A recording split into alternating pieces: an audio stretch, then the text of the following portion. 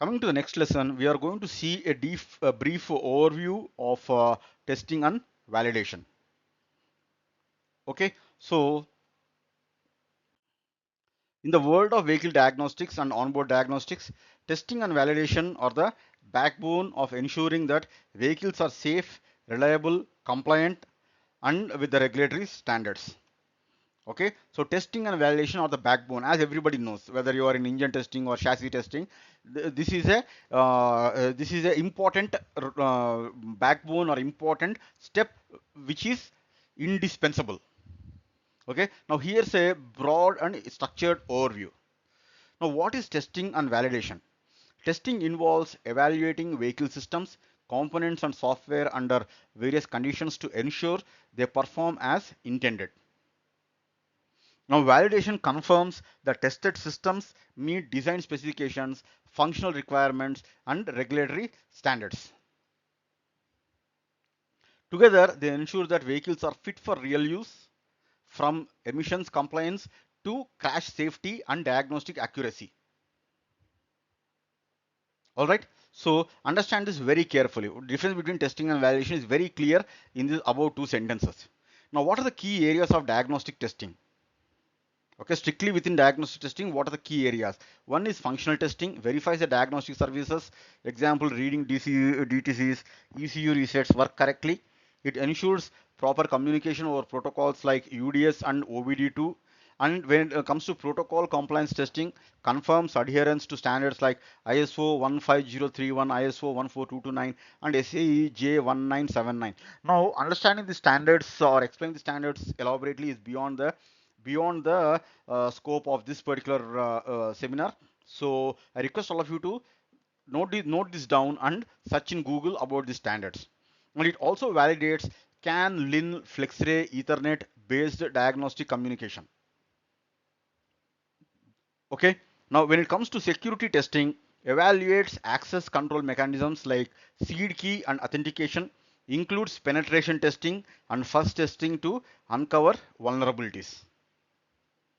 All right. So next is regression testing, ensures that updates or changes don't break existing diagnostic functions. Now, common during ECU firmware updates or software patching. All right. This is the meaning of regression testing. This is usually common during ECU firmware updates. All right. So to proceed further, again, what are the various validation techniques which I briefly touched upon in the previous lesson? Hardware in loop, software in loop, model in loop, end of the line testing. And the purpose is to simulate the ECU behavior with real hardware. And the example is testing diagnostic responses to simulated faults. And software in loop validates embedded software in virtual environments, checking UDS service logic. Now, when it comes to model in loop, tests control algorithms before deployment, validating engine control modules. Okay, so this is an example of model in loop. And when it comes to end of the line testing, final validation before vehicle delivery. The purpose is the final validation before vehicle delivery and verifying OBD readiness and DTC clearing. Now coming to tools used. First is the OBD scanners for reading and clearing the DTCs.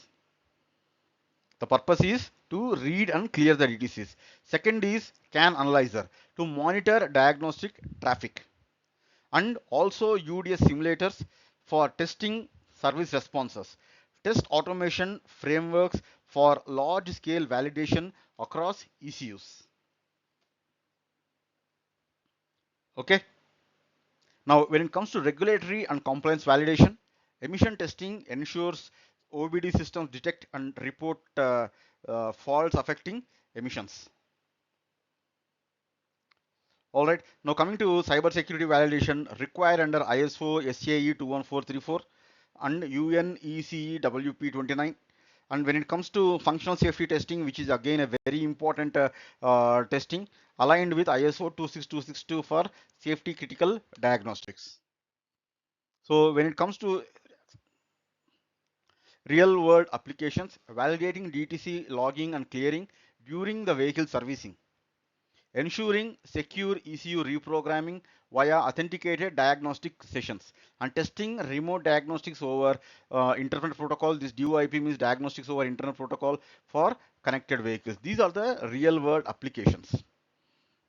All right. Now, when it comes to future trends, the most important future trend is AI-driven validation for predictive diagnostics, digital twins to simulate the entire vehicle systems, and cloud-based testing for remote diagnostics and OTA updates. Okay. So, hope you got an overview about the testing and validation.